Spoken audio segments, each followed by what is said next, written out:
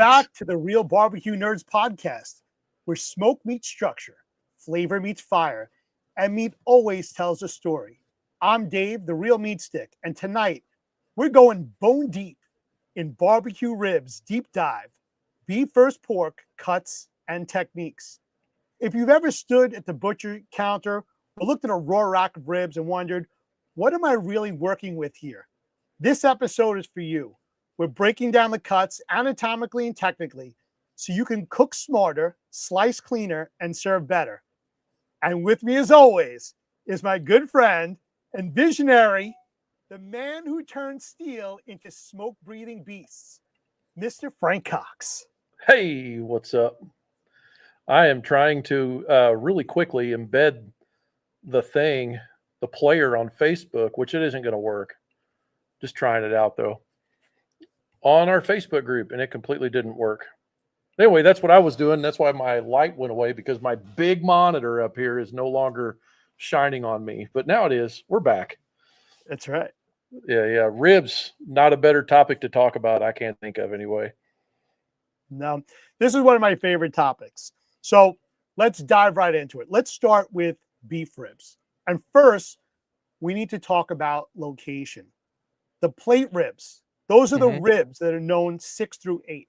They're cut from the short plate primal, just below the ribeye and anterior to the flank. What you're looking at is the lower thoracic cage. This is where fat and muscle converge. Heavy marbling, thick intercostals, and a collagen-rich sheath running above the bone. This is brisket's bony cousin. Now, when we compare that to the chuck rib, that's ribs 2 through 6. They sit higher and they're more anterior to the chuck primal, right under the shoulder clod and adjacent to the neck musculature. These ribs are shorter, they're leaner and meatier, but they're dense with connective tissue and extremely flavorful if you know how to treat them. Yeah, so you spent all day writing that. Well, here's the thing, beef ribs, like to me, when beef ribs, that was my first major bite in barbecue. Yeah. And at that point, it was always explained to me, because I like brisket, that this is brisket on a stick. And those dino ribs, those are the plate ribs. Those are the ones that usually come. You get about 3 ribs, and they're monstrous. And when people think of like big barbecue, that's what comes to mind. However, these days, go to Walmart, you go to some other places, people start talking about getting beef ribs. That's really the chuck rib. Sometimes they're trimmed down a bit. They look almost like a baby back rib. And sometimes chuck ribs also come. Like if you go to, I'm going to use an example. You go to like the Restaurant Depot or something, and they come as like a pack of 4. They're 4 big ribs. In many ways, people think that what they're getting is a dino rib. However, it's not. They're still large ribs. They're just not that big Texas dino rib brisket on a stick. Yeah, see, that's, I think, where a lot of the confusion is with beef ribs, because you'll hear some people talk about how they've had unpleasant experiences cooking them, especially, but eating them. And it's such a beef rib is so big. Like you're talking like it's different bones in the cage, and then it's different ways of them being sawed. They're going to hit those on the bandsaw, right? And when they rip those things long ways across those bones, it depends on where they grab that. Well, I guess if they're an experienced butcher, they're going to hit it right every time. Like if you watch the bearded butchers. But okay, so let's run back through that anatomy part real quick, because it was pretty wordy. Very well put together, but my feeble mind can't grab it. So the first, you said 2 to like rib 2 through 3? 2 through 5 is your chuck rib. 5. That's closer to the shoulder. So that's the chuck of the steer. Whereas the plate rib is 6 through 8. So it's coming down closer to the flank. So think of the flank and the skirt steak. That's the diaphragm of the cow. So it's much closer to where the lungs would be on the cow versus the shoulder. How can we tell when we're in the grocery store? That's a great question. That is an excellent question. So here's probably the best way. You're looking at the thickness of that rib. Okay. When we're dealing with the plate rib, it's usually a lot meatier. It's extremely long, and if you're getting the whole plate, it's a full 3 bone across. That's not to say that your local grocery store doesn't take 1 bone off, and now you're looking at 3 bones under a cellophane wrapper, and you're going, "Oh yeah, that I must be getting the right one because, I heard that Dave the Real Meat Stick told me I should be looking for 3 bones, and that certainly is 3 bones."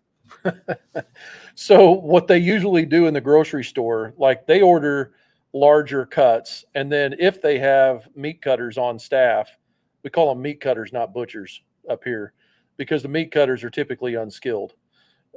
They've been taught by the guy that was in the department the longest, and so they'll start to butcher in like, like mess it up butcher. They'll start to butcher up that cut, and they'll make things that like don't make sense out of a brisket that'll wind up being 3 pounds. And that's typically my experience for what happens to things like beef ribs that I want to buy in the case around here. So I'm also wondering if they get the name messed up for the cut. Like everything becomes a slang plate rib, short rib. Right. Right. Do you think that's possible? I definitely think it is. And when you think of short rib, that's usually your chuck primal. When you think of like your beef flanken ribs or the Korean ribs, I don't know if you ever seen those, they slice them very thin. That's the same thing. They're taking that chuck primal and then they're running it on the bandsaw and just making it into thin cuts, perpendicular to the bones. Yeah. Gotcha. Yeah. So it's really difficult for guys like me. I'm giving everybody a welcome. Everybody. Sorry, that's why I broke concentration there.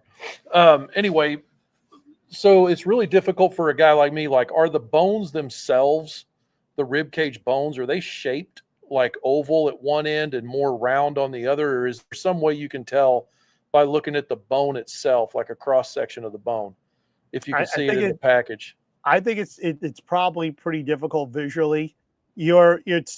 It goes back to that whole Tommy Boy thing, about if you want to get a good look at a T-bone. You take the butcher's word for it. In your case, the meat cutter's word. There's so many different ways that it could be a pseudo cut, and you believe you're getting one thing, but you're getting something else. There's tomfoolery. There's trickery in the industry. And why would they do that? Because you can get more on a plate rib. As far as price per pound, you're going to charge more on that plate rib than you are on the chuck rib. Yeah, for sure. Yeah, so I've seen beef ribs in the case before where one end of the rib had a lot more bones showing in the middle of the meat side. Like it wasn't like this nice, thick, even, perfectly manicured beef rib that was thick. It was like a little more spotty. Which end did that come from? Are you familiar with what I'm talking about? Have you ever seen that? I'm thinking if it's in the middle in the arch, that's a shiner. That's somebody with bad knife skills. That's what I think. I've You always are correct. thought that because that's what happens on pork ribs is you get those shiners in there, and that's a guy that just can't tell where the line is, or he's in too big a hurry and he just cuts right in. That's right. So what they're doing when they're trimming them up. First thing is they're taking that fat cap down a bit. Then they're trying to do you a favor by get the silver skin off. And when they're doing that, they're getting too close to the bone, and then you're getting those shiners in there. Gotcha. Yeah. Yeah. So the best beef rib. Well, I don't want to get ahead of you. You prepared very well. What's next? I'm going to say the best beef rib that I ever had, and was Black's Barbecue when I was in Austin, Texas. That initial bite, and it was so rich. Very simple: salt, pepper, garlic. The way that they do theirs is very similar to our smoke slinger. It's a pit barbecue. It's traditional Texas pit instead of being an offset. Just that one bone, and I believe it was like, listen to this price, about $25 a pound. So you're talking $50 for one rib. Right? And you're paying for the bone. So all that meat that's on there, most of the weight is really coming from that bone. The flavor was so intense that after that, it's hard to then enjoy other types of meats. You can go Oh for yeah. the turkey. The turkey's great. It's a lot leaner. It's a different flavor. But to go from that over to brisket or over to pork, it was a very difficult transition. Hmm. So the best beef rib I've ever had, personally, was at Slaps. My buddy Joe Pierce at Slaps Barbecue in Kansas City, and the rib was sourced from KC Cattle Company. It was a Wagyu beef rib.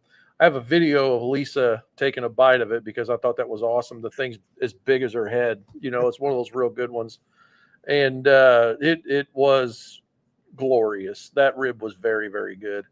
I've never had a beef rib that I've cooked like that. It was very good. It was very rich, like you're saying. It's just the everything was amazing. Yeah. One day I'll get good at it, and maybe I can do that. You know, with So, Wagyu, the fat concentration is so high. The marbleization, the striation of the fat, the intramuscular fat is so high that I have to imagine just how juicy that had to be that you want to take a nap afterwards.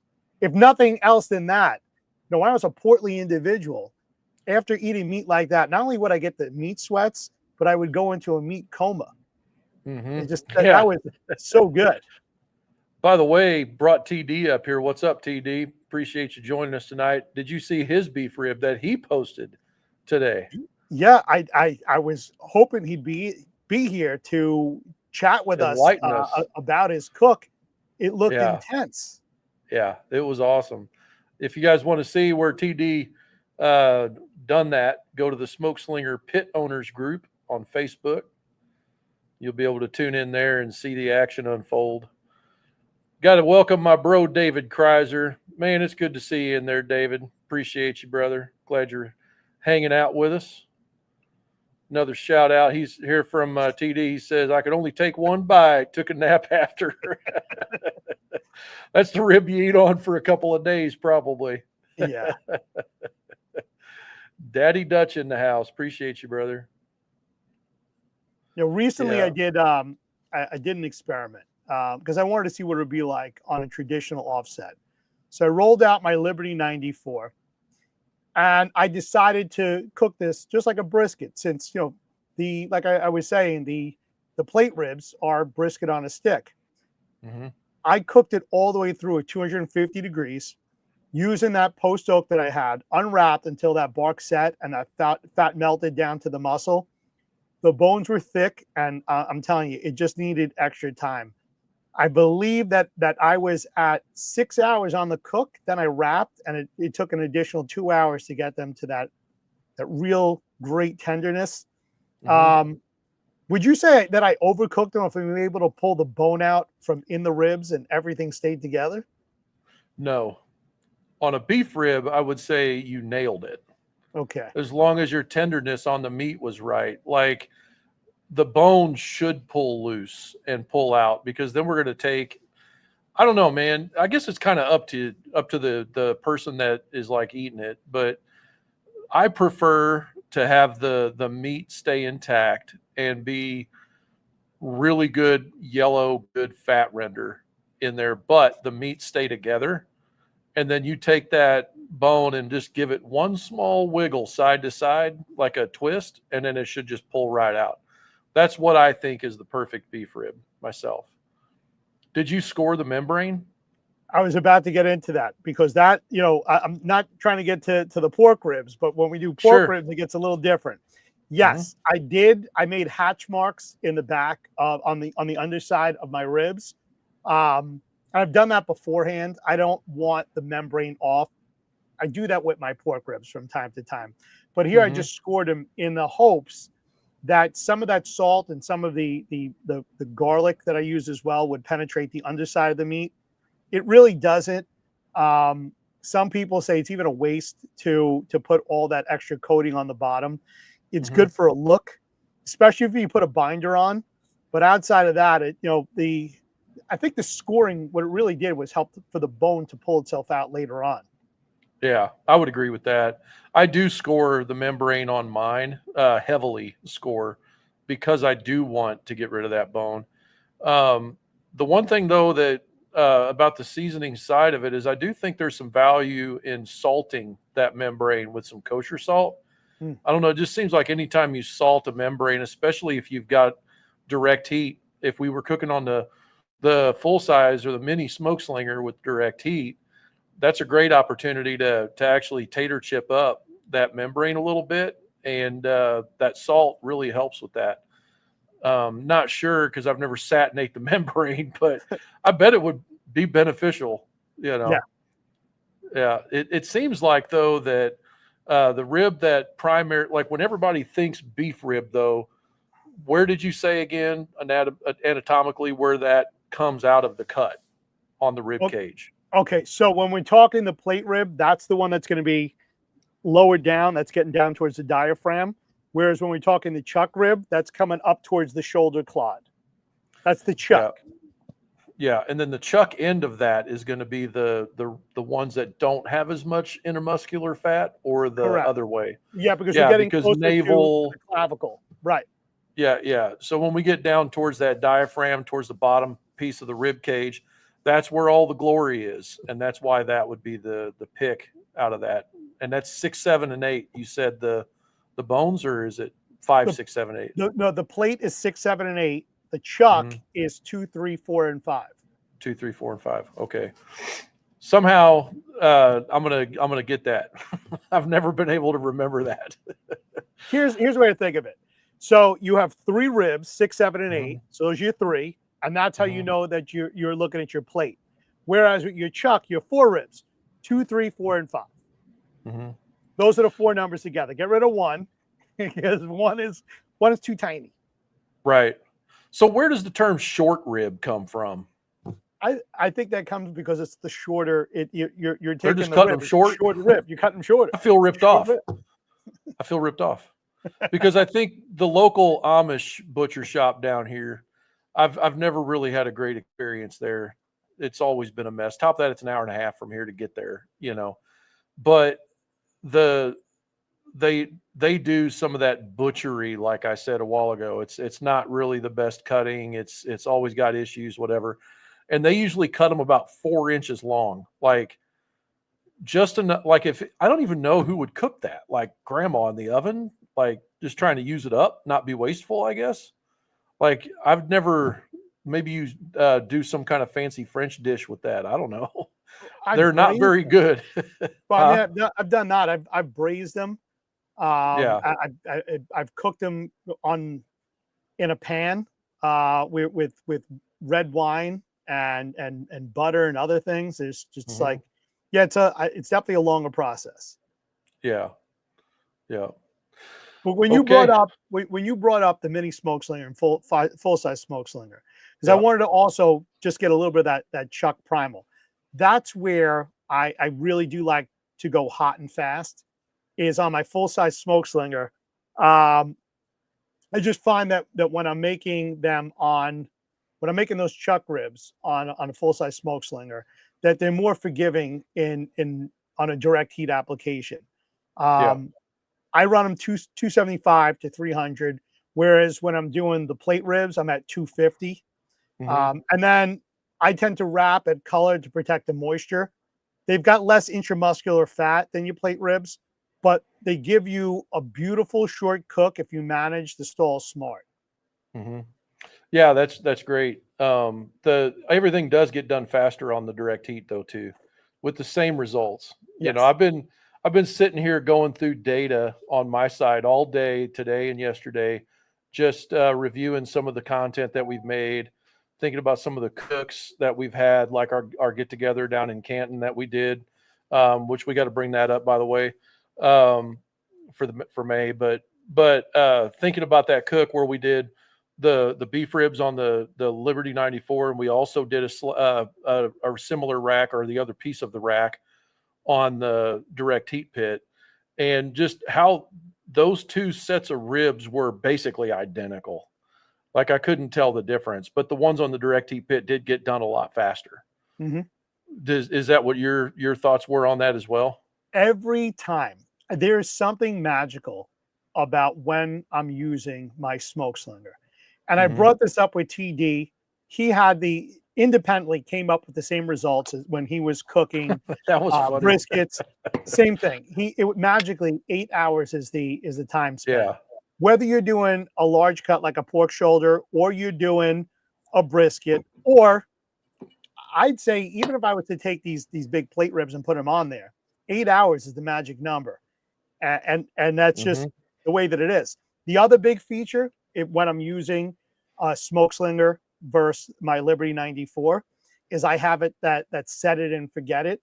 If my charcoal baskets are set up properly, it gives me the opportunity to be able to walk away, which is, you know, this just as much as I do. Whether you're in a competition, you're at home, it does come a point where your body crashes. We're getting older. Yeah, for sure. Or you get something comes up in the middle and you got to run to town, and because you forgot something, or who knows what. It sure is nice to be able to squeak 5 hours out of a charcoal basket without thinking about it, and come back and have plenty of time to deal with anything. As a matter of fact, I got in the garage listening to the radio this weekend when I was cooking on Easter, and I was getting bored. I was by myself, had nothing to do, just drink beer and look at YouTubes and or whatever, listen to music, and wasn't no fire really to manage. It was just sitting there doing its thing. It was nice, but at the same time, I kind of was bored. So, which is a good thing if you've got a lot going on, I suppose. Yeah. But yeah, Jordan Schilling here. Well, we got to give a shout out to Daniel Perez in the house, and TD says he's killing it too, and I agree. And then my bro Jordan Schilling is here. Jordan doesn't live too far away from Zimmerman's down there. He knows who I'm talking about. They're right down the street from his place. So anyway. So let's go over to a topic that I know is definitely in your wheelhouse. You've probably cooked 1 million racks of ribs at this point, between practicing for competitions, being in competitions, practicing at home, cooking for the family, and everything else. So let's switch to that hog. When you break down a side of pork, ribs span 2 anatomical regions. I'm nerding out here, you can tell. Get it. So we've got our baby back ribs. Those come from the thoracic vertebrae. This is your thoracic. So I'm just going to go through anatomical on a human being. Your neck is your cervical. Your chest is your thoracic. And then the pain that everybody has, that low back pain, that's the lumbar spine. So now we're dealing with the chest. That's the thoracic vertebrae. It's right along. So baby back ribs come from thoracic vertebrae, right along the top portion of the rib cage near the loin. So again, baby back, we're talking the back spine. That's where your loin is, and the ribs that are butting that loin are your baby backs. Whereas your spare ribs, which when we trim down become your St. Louis ribs, sit further down the belly, closer to the diaphragm and the sternum being the front of the chest. So the baby backs come from the back. That's why we hear the back. That has nothing to do with a small pig. And I used to think that if the baby backs meant we're getting this from a small pig. No, it's the back, and they're small. Yeah. Whereas the longer ribs are coming from the front of the chest. Yeah. Make sense? Yep. Absolutely. Yeah. That's why your baby backs are leaner, they're curved, and they cook quickly. You find them nestled between the spine and the upper rib cage. They're essentially the continuation of the pork chop minus the loin. St. Louis ribs, by contrast, are flatter, meatier, and they have more cartilage and intercostal fat. They're great for smoke retention and flavor layering. And that, I have to say, as someone who's been in these competitions and has seen this, is primarily the reason why we see so much of these spare ribs and these trimmed down St. Louis versus the baby backs. Yep, absolutely. Yeah, an important thing to note there is the pork belly sits directly on top of the best part of the spare rib slab. So basically you're getting bacon if you do it right. If you get a good fat, thick slab of spares, So which ones do you like the best? So when you're going to ribs shopping for the store, are you heading straight for the baby backs or the spares, or is it is there some other factor in there that's your decision maker? Growing up, it was always baby backs. That just happened to be what my dad was cooking all the time. So that's what I knew. When you went to the Chinese restaurants, though, the ribs that you would get were the spare ribs. When I went to other places like chicken and rib joints, it was spare ribs. When I got into the competition, it was spare ribs. And just like you mentioned, I think the best eating rib, and it's something that if you're lucky to find it, or you can do a custom cut, is that spare rib that has the pork belly on it, your pork belly ribs. Sometimes they call it like a bone-in pork belly, and other times they just call it a pork belly bacon rib. Oh my goodness! What the bacon rib? Ooh, that takes the cake. That's the top. That's the cherry on top. Yeah, I agree totally. So you're right. The thing I always thought was hilarious though is, and you have to correct me on this because you're the guy with the knife, right? The baby backs, when you trim them up a certain way and you wrap those around, that becomes a crown roast, right? Correct. Yes. Correct. So now you've got a crown roast, just a slab of baby backs that's been spun around and tied. It's the pork chop. That's exactly what. Okay, so there's a chop in there too. Correct. That's the center of that. That's your. I've never ate one. I've never cooked one. That's an amazing. When you do a crown roast at home, and look, there's something to be able to do on one of your cookers at home. Forget about doing it in the oven, like grandmas do and moms do and the restaurants do. That's fancy schmancy cooking. Let's get down to hardcore backyard. Right. Put this on your direct heat cooker. Yeah. Which, okay, so talking about that real quick, I want to say something to somebody here in the comments. This dude right here, Nakia White, okay, if you ever see that man or Mark Lambert, they're probably usually pretty close together, carrying a pitcher of gravy, everything stops. That's important. Remember that. Love you, Nakia. Appreciate you watching, dude. Anyway, so going back to the spares, that's my favorite. I will take spares over baby backs every single day, and I do like it because of all that intramuscular fat. It is got that little piece of bacon on there, and I'll cook them whole. I won't even worry about St. Louis trim.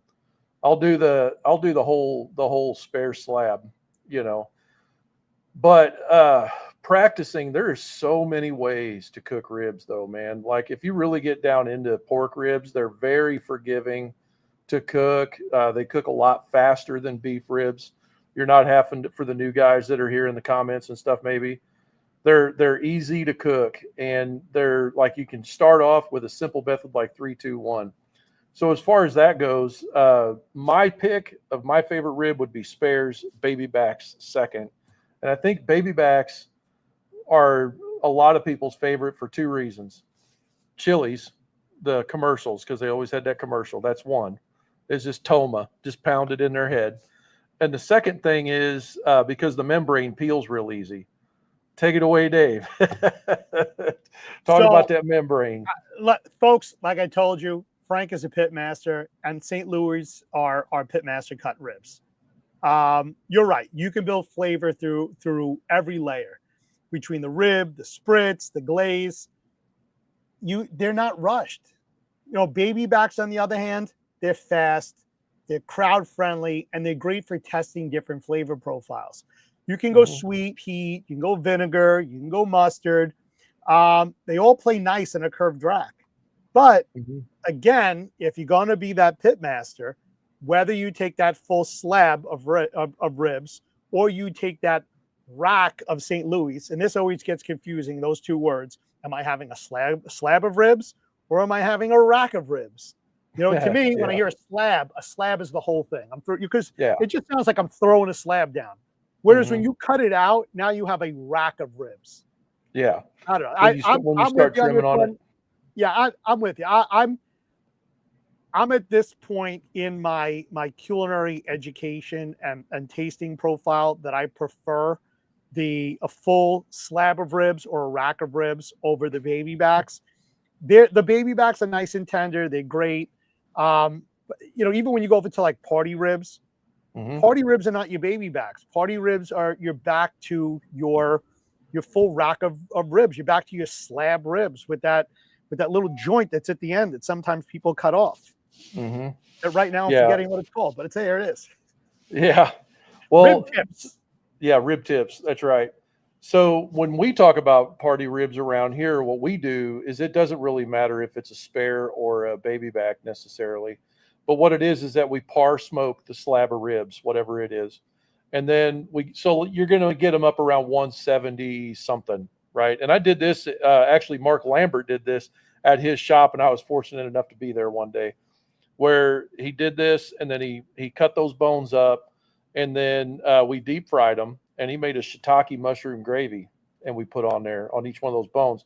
But those are party ribs is what I always call them. Whenever you're taking that rib and you're doing something else to it, like frying it or something like that, and adding that extra layer of flavor. Matter of fact, we did that with ribs at the NFL draft a couple years ago when it was in Kansas City, because we had so many ribs and we had to run through them so quick. It was a lot easier to do that par smoke, get some smoke on them, drop that temperature down below 40 degrees as fast as we could in the big reefer truck. And then the next day we would cut them up and then pop them in the deep fryer for a few minutes and then take them out of the deep fryer. And we would toss those in a bowl with some pork rub. And when you deep fry that rib, it kind of like popcorns a little bit. It's pretty cool how the fat does that. And when you toss that in that bowl with whatever the sweet rub is, that gets down inside with that hot grease and in that rib. And it's an experience, man. It's great. I don't know if you ever had that or not. What you're talking about, my mouth is salivating right now. That was Chef Trevor frying it. My goodness. Yeah, Chef Trevor out of Illinois. It was the first time I ever saw that, with toss them in the rub like that, but it was pretty good stuff. Anyway, kind of lost track where I was there. I got excited.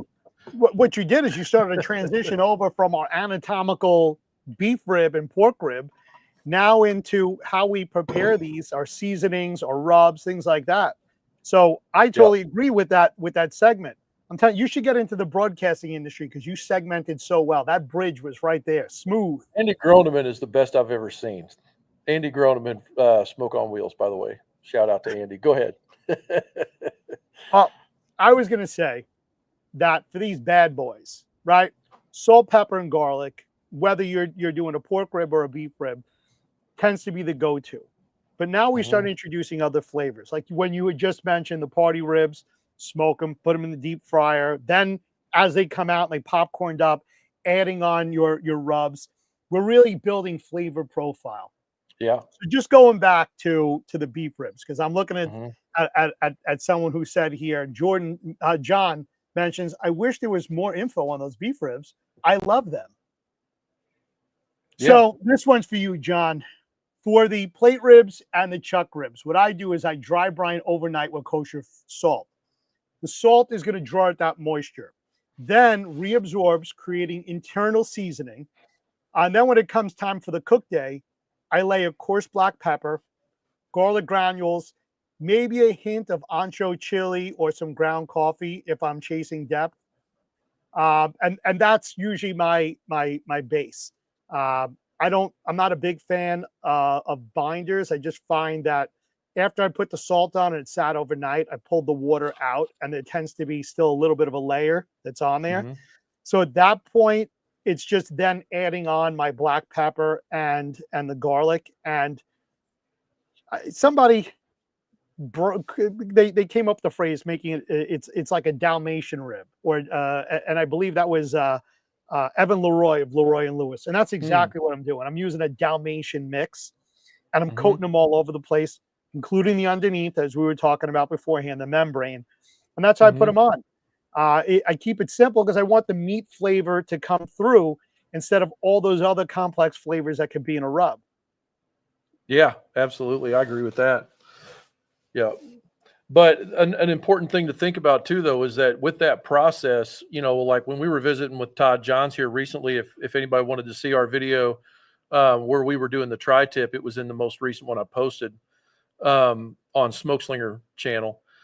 he was talking about when he was putting the bovine bold rub on the tri-tip, he was talking about how that sugar and salt are water soluble, but the other seasonings are not. And so what happens is, hang on one second. All right, there you go.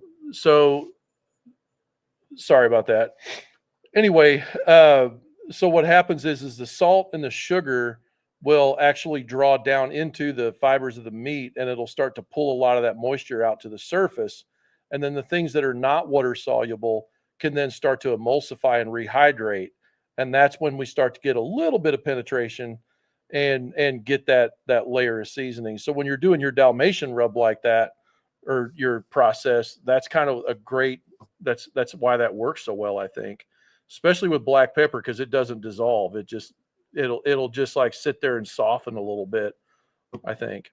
Yeah, and this goes across the board. I hear people say this all the time. They're very sensitive to black pepper, and they kind of get carried away that they're going to be sneezing. It's going to be too spicy. It's too peppery. Look, the reason why that's put on, in one case, it does add a lot of color, but most of that black pepper and other seasoning over a 6-hour, 8-hour cook, a lot of it gets knocked off. As you start moving things around, it flakes off. That's why we have to put so much on to begin with, knowing that we're going to lose a good portion of it. And it doesn't get that bite. It's not spicy. I just have to reiterate that. You're not, when you see that, it's not like you're taking peppercorns and chewing on them in your mouth. Yeah. Right. Yeah. So when it comes to beef ribs, I'm not a fan of sugary things on beef ribs, because what I find is that you're going to start to char the edges instead of building bark. Yeah. And that's the only reason why I don't go with a brown sugar or a white sugar. The sugary flavors that are imparted, that's usually when we're dealing with our pork ribs. That could be in our glaze. Sometimes it's in the rub, but most of the time that's later on in your cook that you add that on, and it caramelizes on there and gives it that really nice sheen. That's the best. Yeah. Yeah. You got to cook beef ribs so long that if you put it on too early, you could wind up actually burning that sugar as well. So, but also the tallow that is rendering on those beef ribs, from, if you get the ones we're talking about, that's down towards the diaphragm end, or whatever you called it in your butchery terms there. That tallow, I don't think that's really, I wouldn't want necessarily a sweet rub mixing in at that stage. Like you're saying, like you might glaze on pork ribs later. Burnt bean, when you get ribs or brisket down there, he'll mop it just a little bit right before he puts it on your plate. And that's like we've talked about that in the past. It's like a tomato-based vinegary kind of sauce that's kind of cut with the beef tallow and just some of the juice from the beef, the renders and stuff. And it's just, that is magical, but it's a separate layer that's applied later on in the process, so you didn't burn all that fat. And I think that's really important with beef myself. Yeah. But now when we're talking, No, I was going to say, well, I mean, that you're about to go there. I'm almost like a mind reader. I got to slow myself down. And because I know you're about to go to pork. I know it. I can see it. It's hard to not. I know. So, okay. So with pork ribs, then there's a lot of different ways to roll with this. The style that I like these days is more of a salt and pepper, maybe some other seasonings in there. General backyard pork rib. Favored closely to like El Presidente, Dustin's direct heat ribs. I'm really starting to really like that. But the way I started cooking ribs early on, there was a very thick layer of rub. We had like to put all kinds of other stuff on it. Like I've even put applesauce on ribs, early on, trying to figure out what I was doing.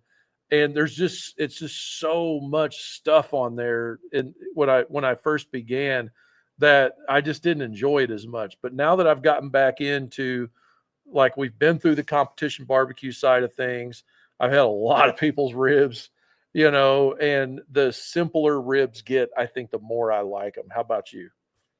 when it comes to all them flavors and all the layers and all the stuff? Where do you tend to be? I completely agree with you. Even going back to the mop sauce for some of these thicker sauces that are heavy ketchup based, heavy brown sugar or molasses, I like simplicity. If there's going to be a sauce, put it on the side. Let me put my own sauce on. I love dry rubs, and I love the flavor of the meat. And I just think that with the dry rubs, they're able to penetrate the meat a lot better than the sauces on the outside. So when it comes to pork ribs, what I find is that sweet and spicy tends to go better together. The mouthfeel of that, the way that the acidities, when you're dealing with apple cider vinegar and you're spritzing, things like that. You don't do that with beef. You do that with pork. Pork also seems to be a little more forgiving. It does, yeah.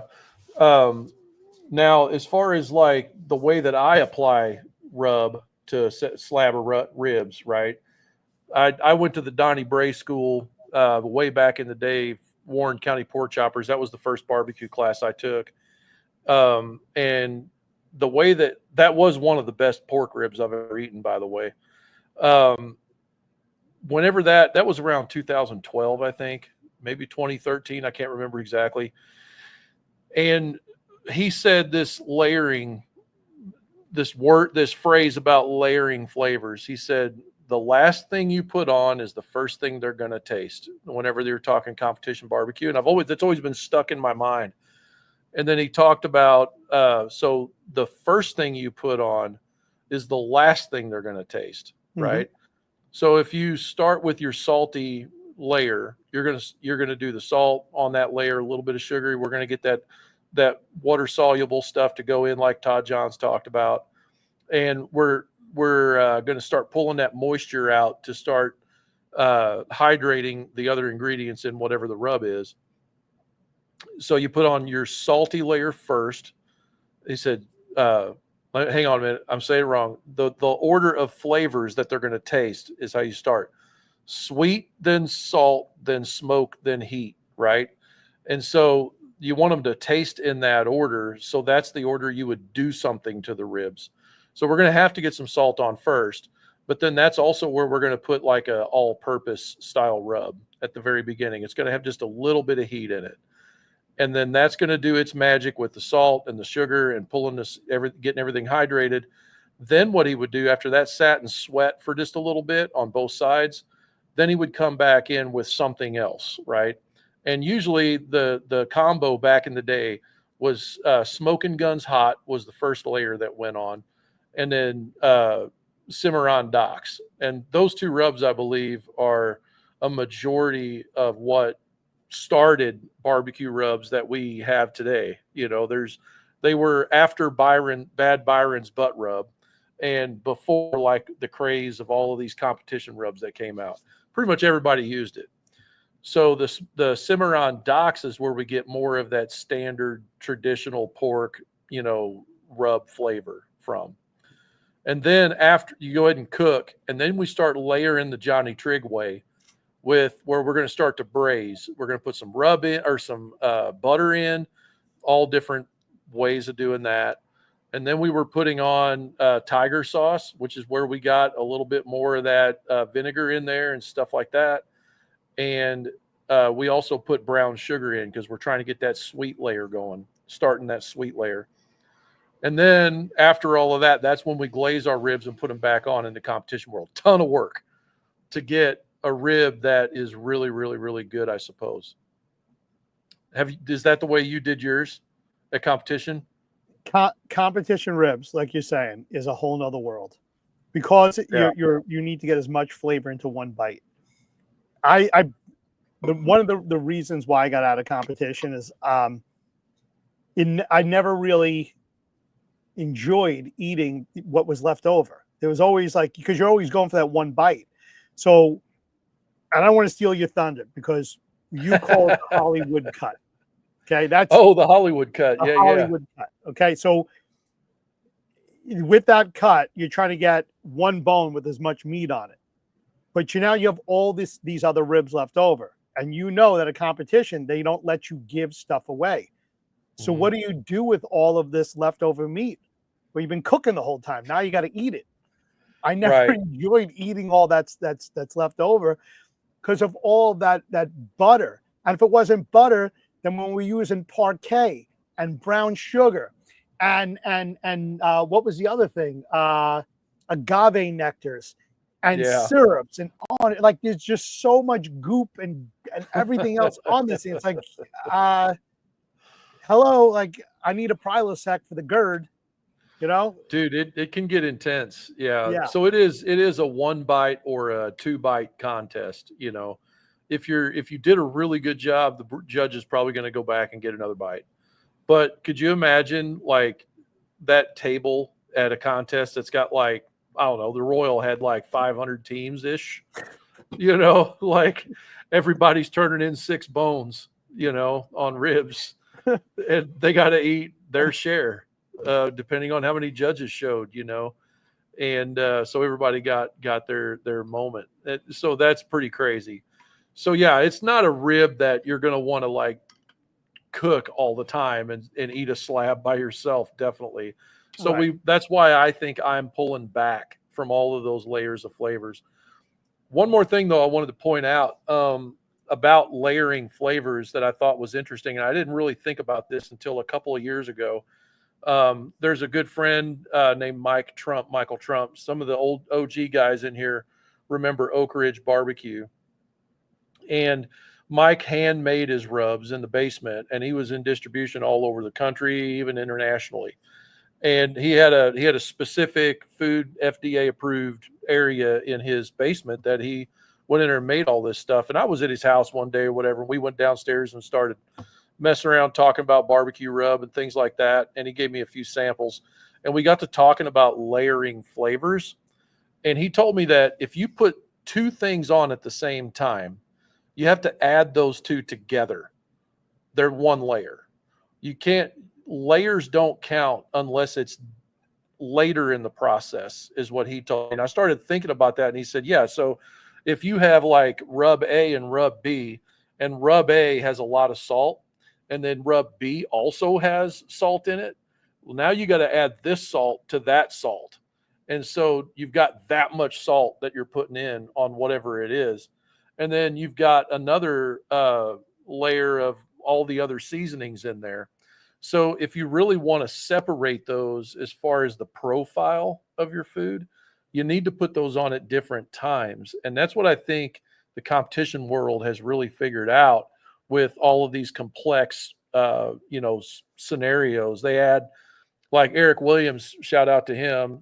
He was number 2 last year in the entire Rib Cook-Off Association last year, cooking on drums, Super 55, by the way. And nobody knows how to do it better than him, probably out of my circle.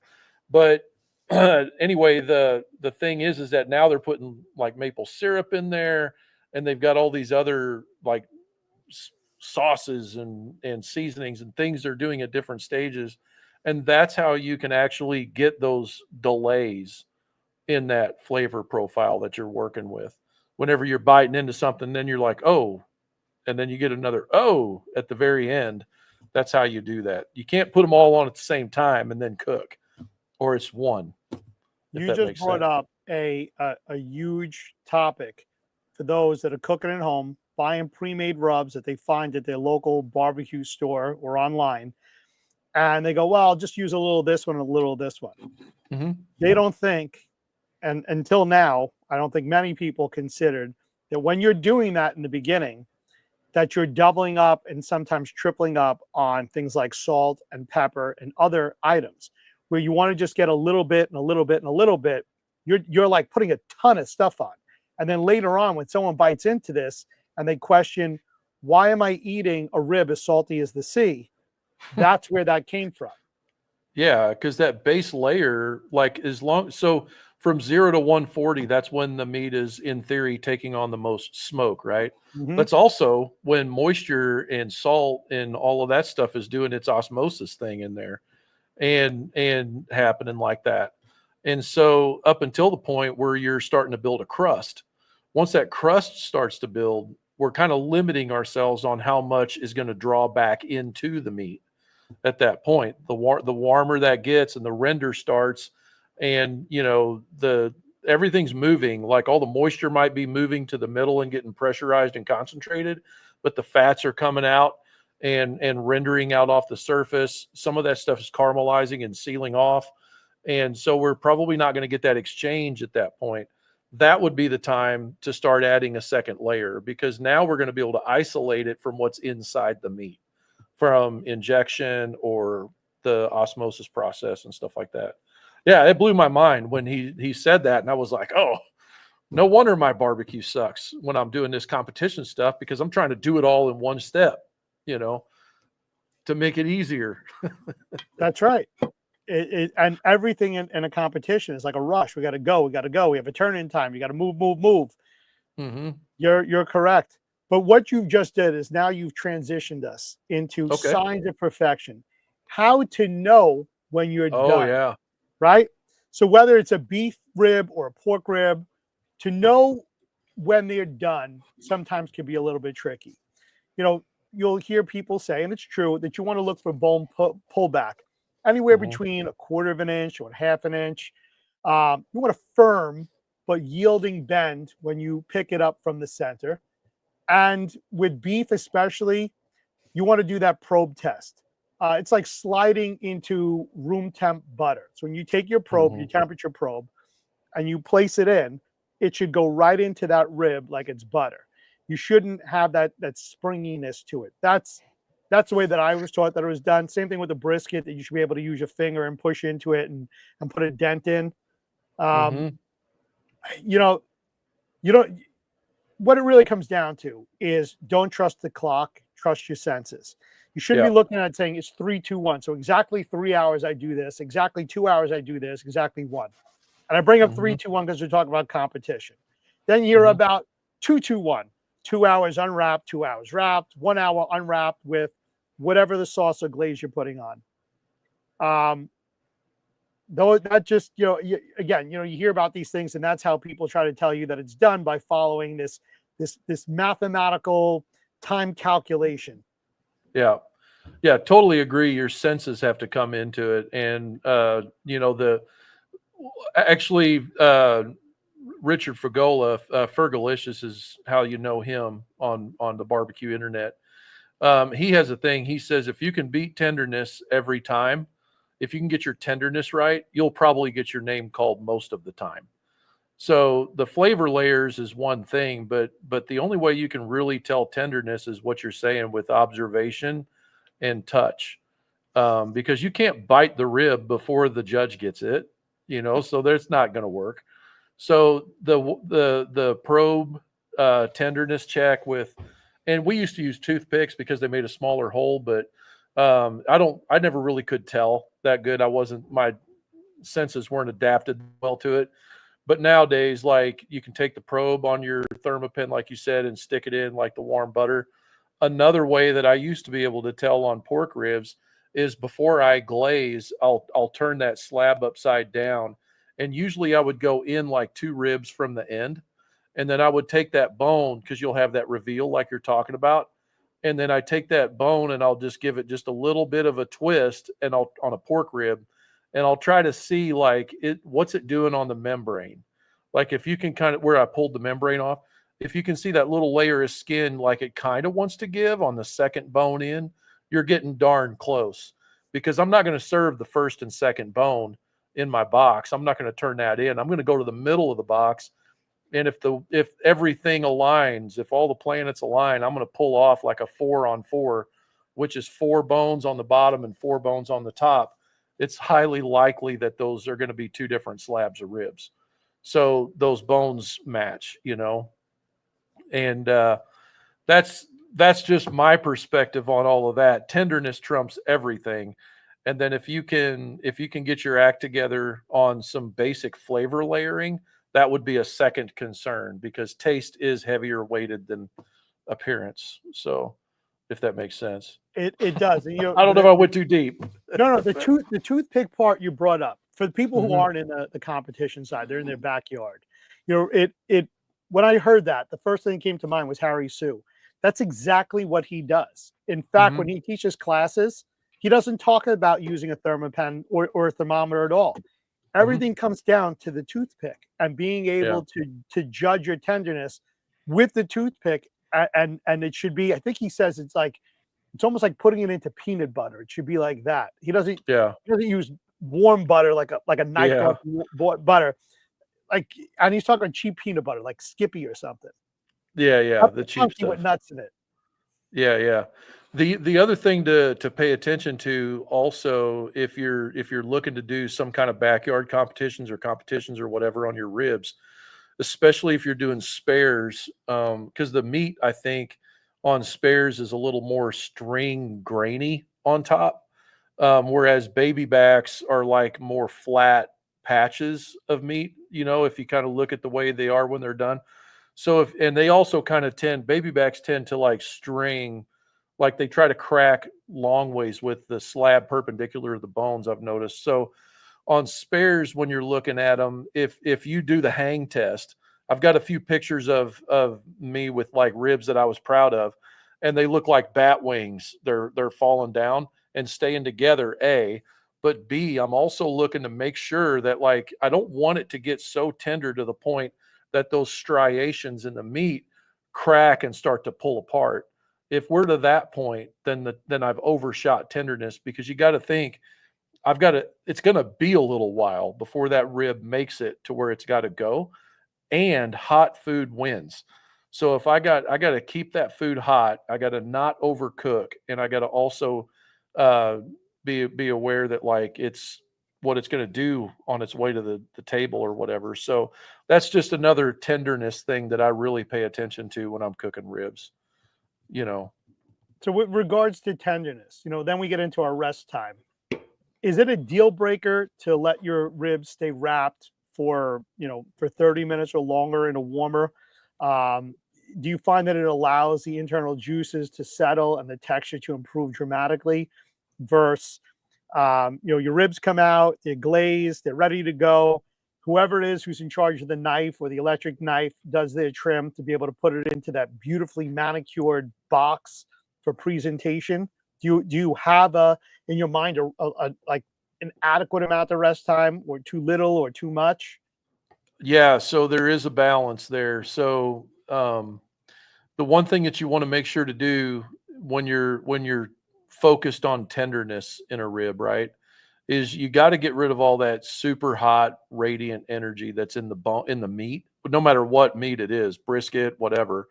You got to let that thing come down. And there's two different realms I try to hit. So like if I was like foil wrapped on a brisket or a slab of ribs or whatever, I'll take that and set it on the table, and I'll open that foil, and depending on how much liquid is in there, I'll open it as much as I can so that the liquid is not insulating the meat.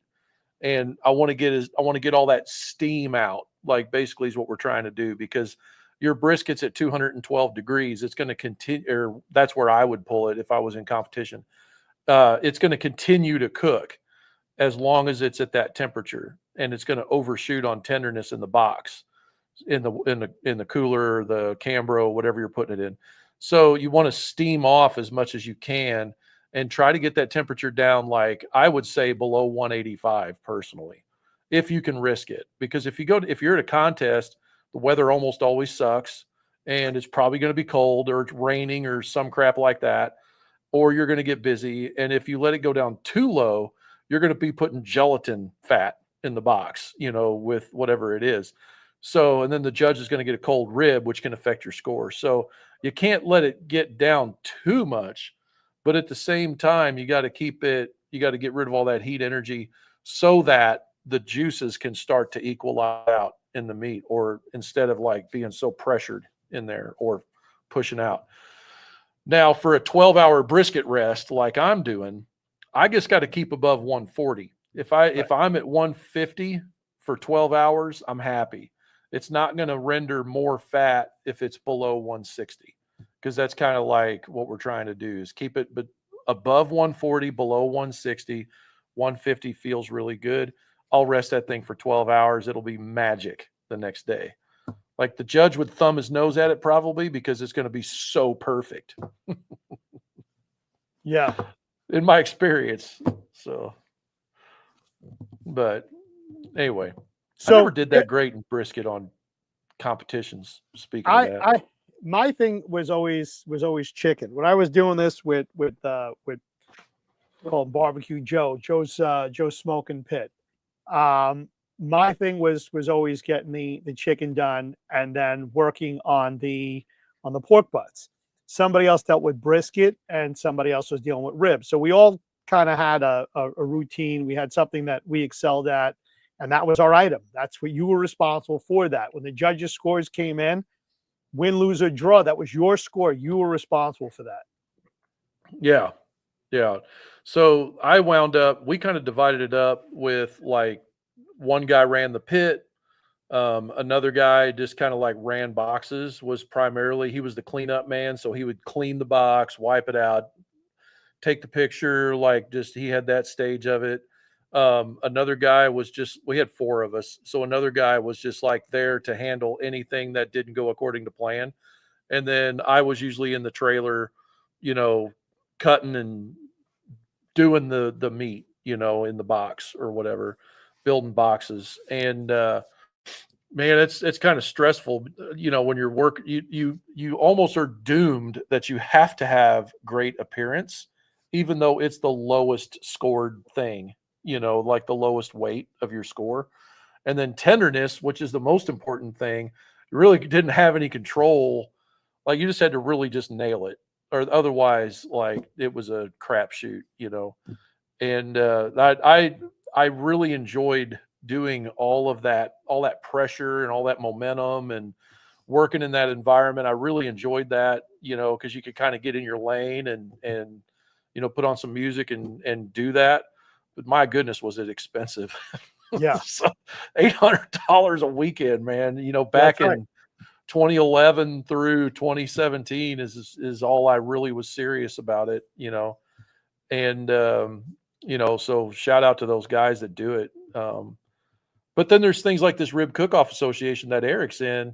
That's a great place to get started because you don't have a four categories you got to deal with plus ancillaries if you decide to do that. And it's a great place to get started. So would you, if they had a rib competition, just going through this, now that we discussed beef ribs and we discussed pork ribs, I guess I'm kind of putting you on the spot on this one. Yeah. If the competition was for those plate ribs, would you cut that in a competition, a Hollywood cut? Would you take the two bones off the side and have like this massive one beef rib that you turn in? Yes. If it would fit in the box. So we didn't talk about Hollywood cut, did we? I forgot. No. So this was the Archie Boys thing. Those guys that have been around long enough remember the latest team name they had was Pit Hustle, but in the early days on Barbecue Pitmasters, their name was Lulu's Barbecue.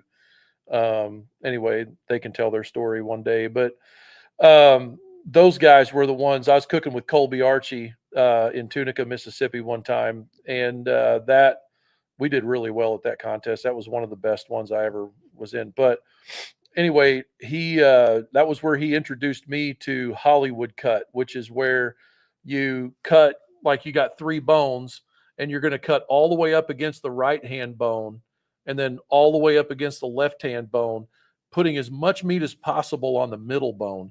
And if you try to do that in a KCBS contest or something, I'm not really sure you could fit all six in the box because like we did, but you got to kind of go towards you can't go on that real big bone side. You got to go down towards the middle of the rack to be able to fit those in. You'll get 3-on-3 that way. But the beautiful thing about that is that like when the judge bites into the rib, they're looking to see that the meat, like they want to see their teeth marks on the meat, and they want to see the bone pull clean, and they're going to bite down in the very middle side of the bone, and they want to see the bone pull clean, but the meat stay on the bone.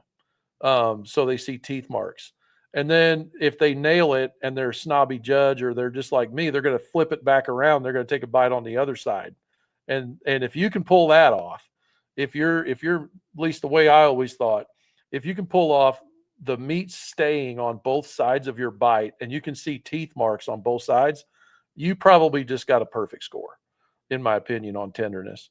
Because you know how it is, if you bite down in the middle, a lot of times the pullback side of the bone is going to come off and chin flap, and that would indicate overcooked is what that would indicate.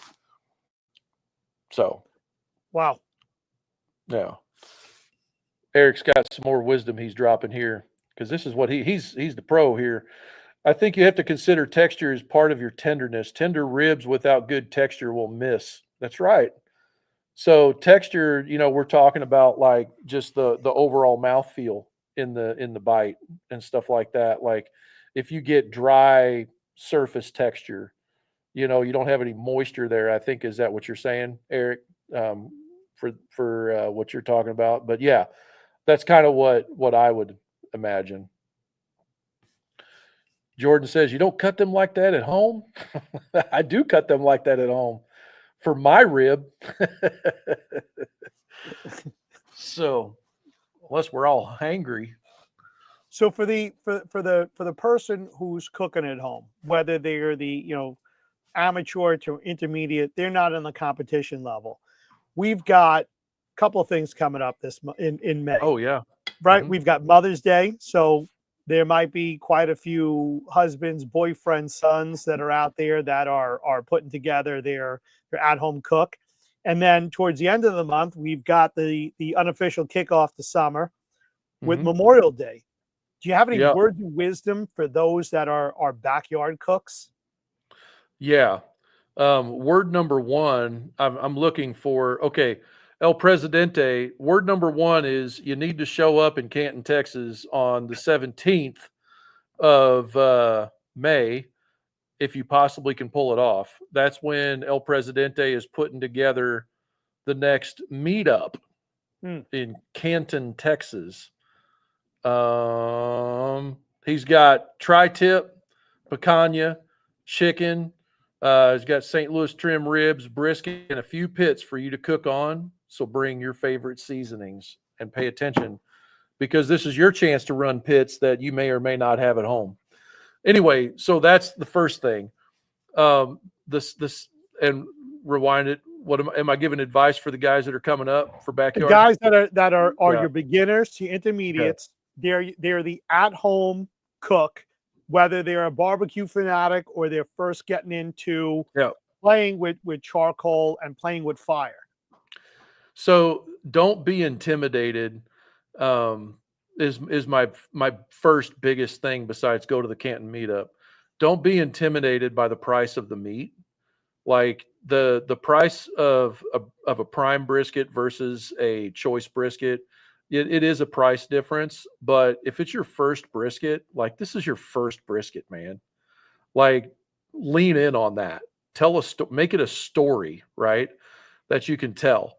And just get in the Smoke Slinger Pit Owners group because we'll hold your hand all the way through the whole deal if you need your hand held. That's what we do here. We nerd out in there twice as bad as we do on the thing here. So there's that. But it's such a forgiving thing if you just take your time and don't panic and learn your pit. So before you put that brisket on, maybe just practice running a few fires and trying to maintain a certain temperature if you're brand new to this. If you've got some experience behind your belt and you want to lean into something a little more, there again, jump in the group and kick the ball around before your cook and figure out what you want to do.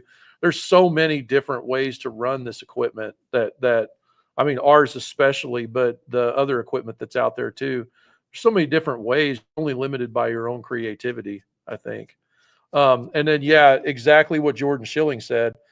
Always give extra time because if you mess it up, it's not going to be messed up because you broke it.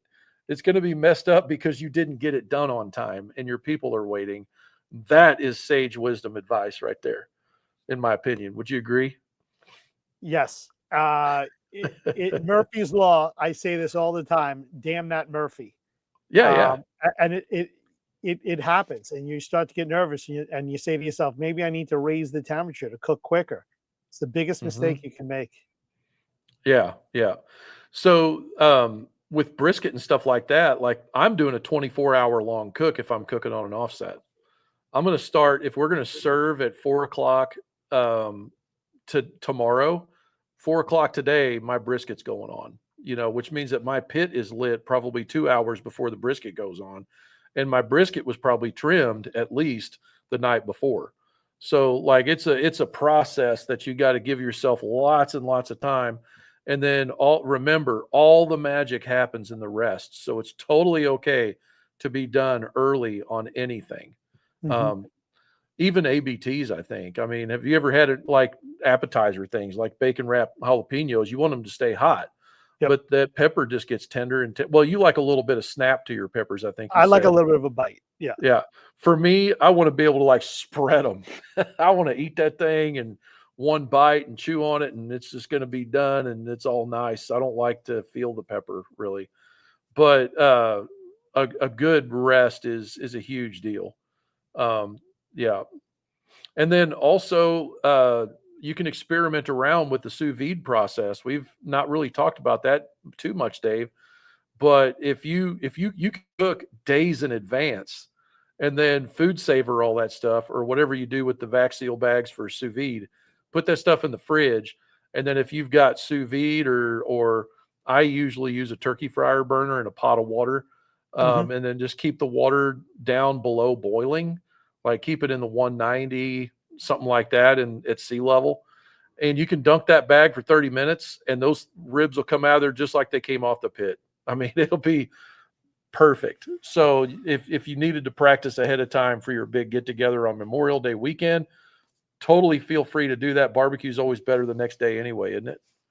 It is. It is. And where Yeah. you were kind of going down what happens on the restaurant side. We didn't get into that. And you par cook them, and then you put them into the vacuum seal bag, Hmm. and then you can finish them off it's doing sous vide, or you can start them sous vide, Hmm. and then finish them off right there live fire, on a grill or uh, on your offset. Um, that's a trick of the trade. The other thing is, we didn't get into this one. I know a lot of places play with it. Is liquid smoke. They Oh cheat. yeah.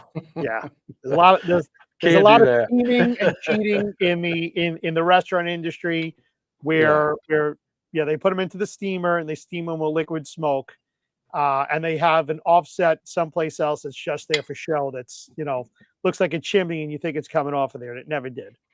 It went onto Yeah. the char broiler. That's how they finished it off after they steamed them. Yeah. Yeah. Hey, completely off topic of today's thing. This is a bonus question. Have you ever heard of a carving ham? The Yes. cut Oh yeah. carving ham. Yep. I'd never seen them before, and they had them here at the local grocery store, from Smithfield for Easter. Dude, we've been buying those hams, and then we got.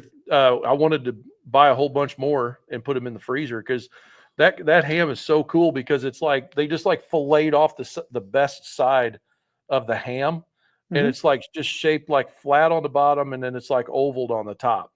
It almost reminds me kind of like a brisket point, almost the way it's shaped. Right. And dude, those are great, man. I didn't know if you ever heard of that or not in your butchery stuff. Oh yeah. They're Carving Costco ham.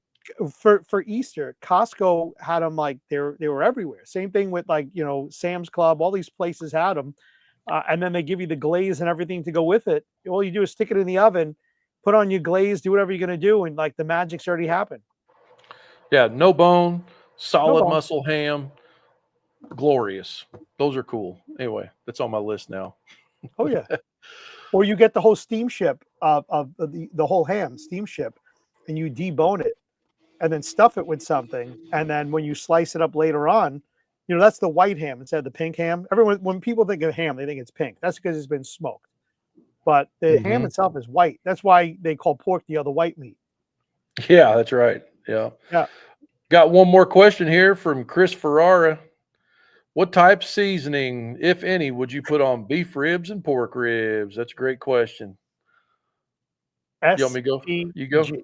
SPG, Dave, all the way, huh? Yeah. So I'm an SPG guy now these days, but I have been playing around with SPG on beef and then adding something to it. For instance, you always hear about the Lowry's getting topped on there. Yeah. Brad or somebody talks about, no, it was Ant that talked about a rub. I think it was in one of his Goldies videos, maybe, or something. Sorry, Ant's Barbecue Cookout was the channel on YouTube, but he talks about a thing called barbecue or called what is the stuff? Lowry's crack is what they call it, and it's some kind of doctored up Lowry's. I never did get the recipe for what it is, but that stuff's all over the internet now, and you just want to put some kind of another layer on top. I've played around with Mark Lambert's Texas beef rub from Sweet Swine of Mine. That's pretty good stuff. And then on pork, I always go with something salty, buttery, garlicky, kind of like my buddy Scott Bartlow has at Bartlow's Barbecue has his Dust Bowl rub I like for that base first rub I put on. Another one that is very, very popular is anything White Lightning. There's like multiple different ones from Boar's Night Out. Double garlic butter. Oh my goodness. Yeah, double garlic butter is that's why I like Scott's. It's kind of along that same deal with the Dust Bowl, but yeah, double butter garlic is like a staple in a lot of different cook-off associations. And then do something all-purpose on top of that for like an all-purpose pork, and then start layering out from there during your cook process.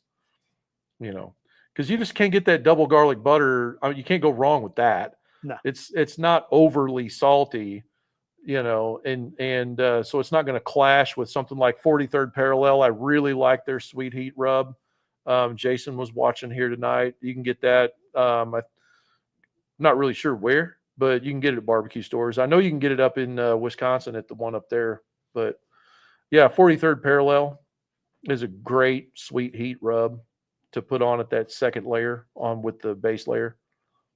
Mm-hmm. Frank, you've been with me. There hasn't been a store we've walked into, whether it's a barbecue store, an Academy Sports, a Walmart, that I get lost in a spice aisle. There hasn't been a time that I haven't walked out with a bag of spices and I've said, I don't have this one in my collection.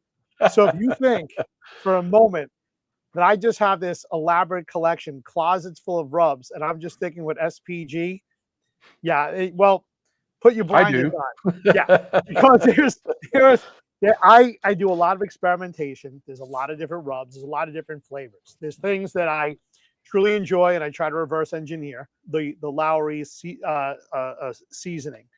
I believe it's called seasonal, that I just found to be incredibly flavorful on chicken and on other items. And I think what it comes down to, and I've been looking at a lot of these things, there's MSG in there, and that truly is crack.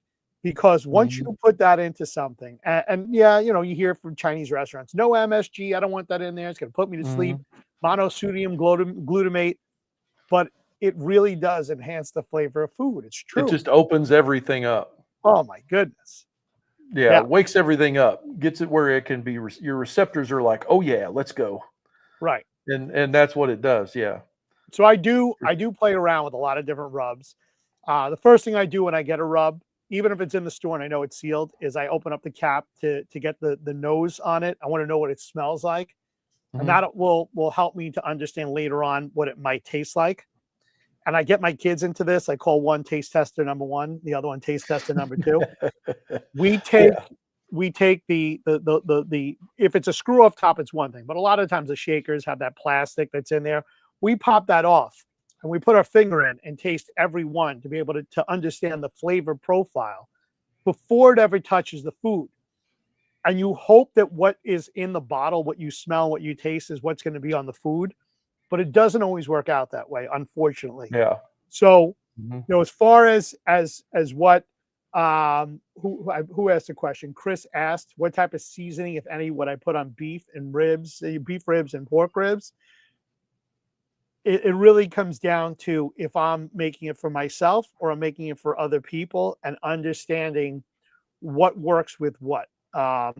there's a lot of complex flavors out there. When we start to get into like Kona rubs, coffee rubs, those can get very complex.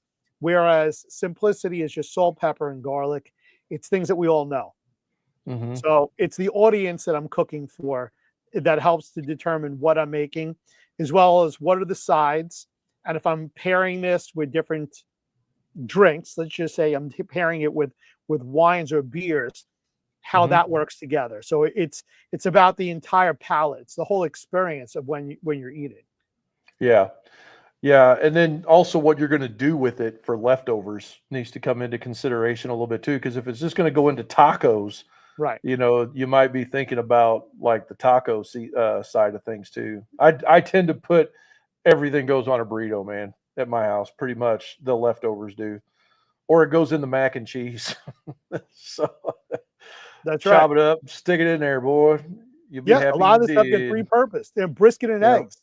If you made a really salty brisket, it's a Mhm. problem when you're making certain types of eggs because Mhm. it's going to overpower the eggs. Yeah, And it you can. bring up like tacos and burritos. If you're making Mhm. an omelet, the cheeses that you have in that already have certain salts. So now you've got Mhm. a salty brisket with a salty cheese, and it affects the complexity of that omelet. Yeah. We're getting Yeah, deep. for And then the sure. bacon that has salt in it, so again, back to what you were saying earlier, if you take in two different rubs, you can combine them together at the same time, you just double the amount of salt.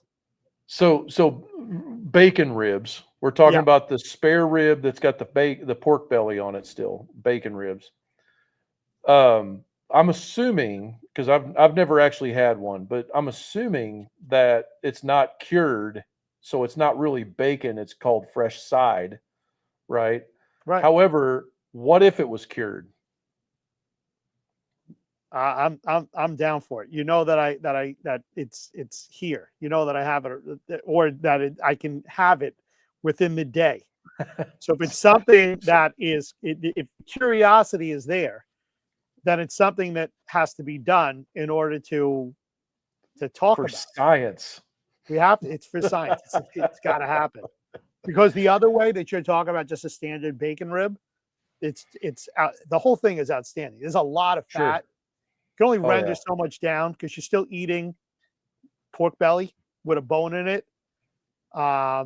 What's the Chinese way? Chartreuse. There's slip my name. When it's done that way and it's under like your broiler, and you're able Mhm. to crisp up the outside, it's a lot more enjoyable than on when you're doing it low and slow. I just think it needs high heat. You got to crisp it up. You need to cook everything kind of through. Whereas if you're cooking this pork belly with a bone in like a brisket, it Mhm. becomes mush. Mhm. Yeah. I would be curious because like if you did a cured one, Hmm. we're gonna have all that salt content in it, right? And Right. so now we're gonna have to go sweet with all of our layers. That's where my brain's going. So it's almost gonna be like almost like burn ends, kind of like what you do pork belly burn ends, almost Right. that kind of an approach. So at some point, I suppose if you're really going to go sweet with it and start glazing it and all that, I guess you're going to want to go ahead and cut it up like party ribs at some point and finish them like that. Maybe. Question mark. So you can kind of get the bark on the sides of that rib. As much fat as there is, there should be no problem with that. Maybe Maybe, salt. See, with salt, you need an acid. So you have to put a vinegar in there. yeah, Right. So, like to me, I'm thinking right now that if you've got that much salt in it, you're going to need apple cider vinegar on the pickled deli outside. peppers. Something you got to do. Something's got to be done to it. The sugary sweetness towards the end, I agree. When I see people make their burnt ends and they're just tossing it through with all that barbecue sauce, I feel like you've Yeah. defeated the purpose. Like I might as well just have a sponge of barbecue sauce. Yeah, yeah, I think you can get carried away with the sauce side Yep. of that, where it's just like too much. It needs to be more like layering, like we're talking about, thin layers, multiple times, different stages, I think, to really pull it off and pull it off well. Well, buddy, that was a good show, man. Good job, Dave. Well, I'll tell you after this conversation, to me, the bottom line, plate ribs are the crown jewel of beef. They truly I are. agree. Chuck However, ribs are your smart money cook. Yeah, and however, we need to figure out a way to identify them things in the case to know if we're getting ripped off by the local meat cutter, because he's not a butcher, he's a meat cutter. You're probably your local Sam's Club, before they take them and cut them into to short ribs, or they trim them down into that Korean style rib. They come double packed. Sometimes it's 4 to a pack in a cryo pack. Mm-hmm. They can't lie to you then, because you're buying them Yeah. in the cryo pack, and that would probably be the best way to go about this. Okay. Just let them know this is what I want, and they're going to pull them out of a case in the back, the whole thing cryo packed. Take them home like that. Cook one, maybe 2 racks, and then take the other 2, vacuum seal them, and throw them in your deep freezer for another day. Yeah. Good idea, man. All right, guys. Well, hey, we appreciate you guys tuning in this time. We'll be back next Monday night at 7 p.m. Central Time. Watch for us to announce it, because sometimes, like this time, we had to kick it back a day. We got busy. But anyway, Justin Kaufman, I see you right there. Hang on. We got to get this one. Brother Justin wants to know, between Liberty 94 and the full-size smoke slinger, which would hold more meat? Definitely the full-size smoke slinger all day long. Check out the YouTube channel, Smoke Slinger. I did a 8 pork butt cook. You might be crazy if you do this, but you could do 16 pork butts in that. And you can follow a guy named Derek Lewis in the Smoke Slinger Pit Owners group. That dude can fit more food on a smoke slinger than any man alive. He's also a joy to watch because he can cook. So Smoke Slinger Pit Owners group, guys, get in there. You'll enjoy it. Appreciate you guys. Till next time, keep your smoke thin and blue. This is Frank Cox signing off for my buddy at Real Meat Stick there. We'll see you next time.